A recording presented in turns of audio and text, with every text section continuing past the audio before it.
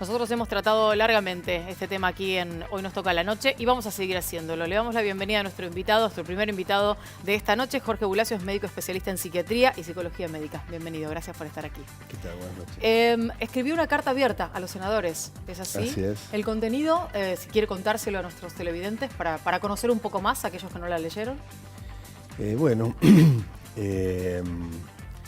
Es una carta que básicamente lo que trata de explicar es haciendo una metáfora con un iceberg, que la parte visible, la parte que aflora a la superficie, es aquello en lo que está basada la justificación de esta ley, que son las muertes por aborto séptico, las muertes por las complicaciones del aborto ilegal.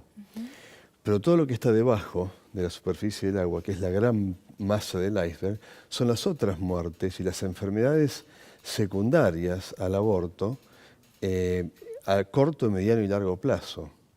O sea, hay cuadros de letargo, depresión, suicidio, enfermedades psicosomáticas que se presentan entre 1 y 3 años después del aborto. O sea, el pico máximo de complicaciones post-aborto desde el punto de vista psicológico y psicosomático es al 3er año.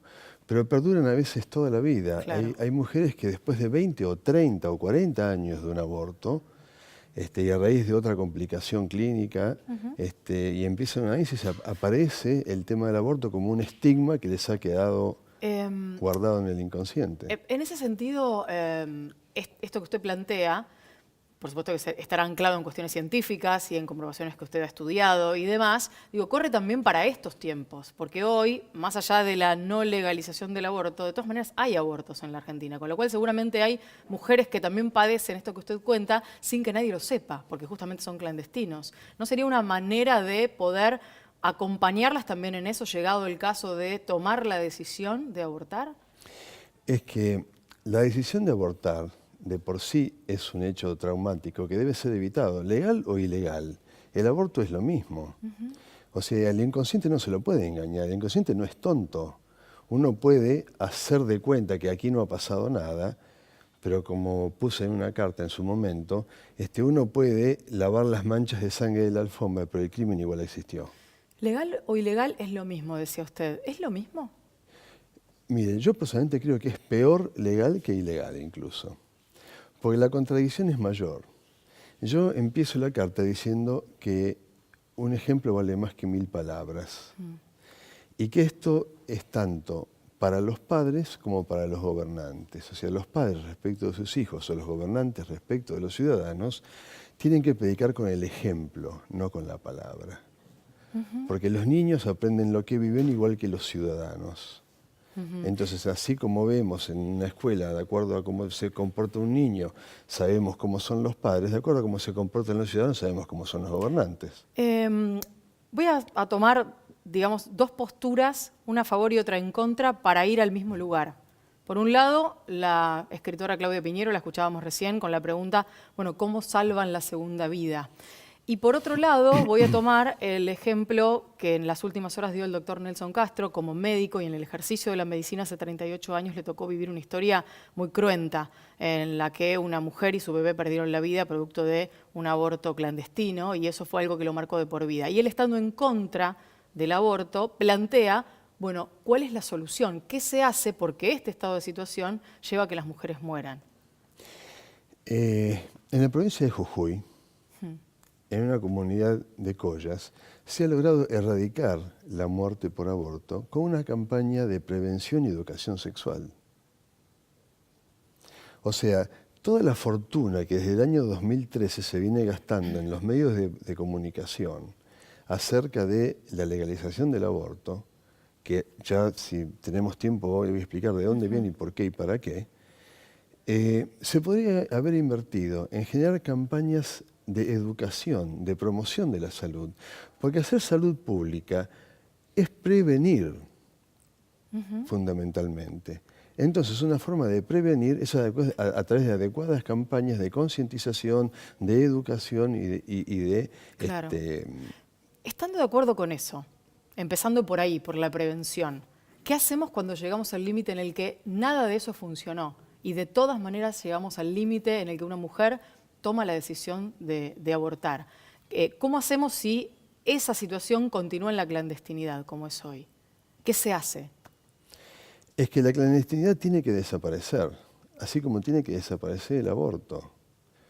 O sea, de hecho que hay que combatir la clandestinidad, pero también hay que combatir el aborto. O sea, hay que educar a la gente a que primero aprenda a tomar las precauciones para tener una sexualidad adulta, electiva y sin complicaciones, ante todo. Segundo, hay que evitar toda posibilidad de los centros marginales de producción de abortos, que sabemos que, como ayer decía en otro canal, es el kiosquito de muchas comisarías, ¿no es cierto? El bancar a parteras y a médicos que se dedican a la práctica del aborto ilegal. Eso tiene que ser combatido y tiene que ser educada la población y tiene que ser provista de los medios anticonceptivos eficientes y eficaces que existen y que son realmente buenos, pero hay que utilizarlos. Sí, por supuesto. Digamos, educación, anticonceptivos, en eso estamos absolutamente de acuerdo. Eso de desde el punto de vista estrictamente, vamos a llamarlo, médico-asistencial. Claro. Pero también hay algo que tiene que ver con el temor. Las personas tienen que también aprender a amar.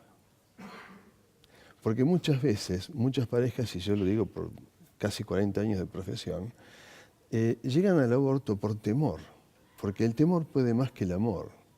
O sea, muchas veces se dice que la fuerza más grande que hay es el amor. No, el miedo es la fuerza más grande y más poderosa que hay. Y muchas parejas se enfrentan a la situación de aborto por temor a enfrentar una realidad que se impuso. Pero ¿no estaríamos exagerando, generalizando ese tipo de situaciones cuando conocemos una enorme cantidad de otro tipo de situaciones que llevan a una mujer a practicarse un aborto? Insisto en esta situación, en el punto en el que, estando a favor o en contra, incluso no importa cuál sea la postura, hoy ocurre. Y por lo tanto, lo más probable es que siga sucediendo sin esta ley. Si tenemos la posibilidad de proteger a las mujeres, ¿no estamos avanzando un paso en ese sentido? Eso es un pensamiento falaz y le voy a explicar por qué. Los casos de muertes por aborto séptico serán 200 o 300 por año. Y la cantidad de abortos que se practican son miles por año. Entonces, vuelvo a la metáfora del iceberg. No puede, por ejemplo, como decía el ministro Rubinstein, por lo que es solamente la parte visible del problema, considerar que eso es todo. No se puede hacer, digamos, tomar una parte por el todo. O sea, digamos, la adquisición son muchas más las muertes a consecuencia del aborto a largo plazo que de las consecuencias inmediatas. Ahora, ¿y no es grave igual, aunque sea una sola, la muerte? Siempre es grave, por supuesto. Pero la adquisición de un derecho puede permitir que eso mejore y nadie está obligado a tomar ese derecho, sino que puede hacer uso de él si lo desea. ¿Pero el derecho de quién? El derecho de una mujer a poder abortar. Ajá. Pero la mujer es dueña de su cuerpo. Como yo explico en la carta dirigida a los senadores, es dueña de su útero, de su corazón, de su estómago, porque todo tiene su ADN. Pero el feto que aloja tiene otro ADN distinto. Y sobre ese ADN no tiene ningún derecho porque es otro ser humano, es otra vida, de la cual que es huésped dentro de su cuerpo. Entramos en un discurso filosófico ahí con las posturas que hemos conocido, ¿no? Por supuesto. Esto forma parte de la realidad. Bueno, o sea, de una mirada de la realidad. No, es una falacia considerar que como la mujer es dueña de su cuerpo. ¿Usted tiene algún departamento en alquiler? Es una mirada de la realidad. Perdón, déjeme decirle esto. Es una mirada de la realidad creer esto o pensar que es una persona la que está alojada en el cuerpo de una mujer producto de tener un ADN diferente. Eso es lo que digo que es una mirada de la realidad, no la realidad. A eso me refería, con una mirada de la realidad. Le propongo que miremos o que compartamos otras miradas de la realidad, en este caso de científicas del CONICET, y lo escuchamos con su postura. Bueno. Apoyamos la ley de aborto legal, porque con esta ley se podrá sacar de situación de riesgo a muchas mujeres que se encuentran en estado de vulnerabilidad y hoy deben apelar a la clandestinidad. ¿Sabías que la continuación forzosa de un embarazo está asociada con un riesgo 4 veces mayor de padecer depresión durante el embarazo o el posparto? El síndrome PCA fue postulado en los años 90 tras una serie de estudios de dudosa rigurosidad científica.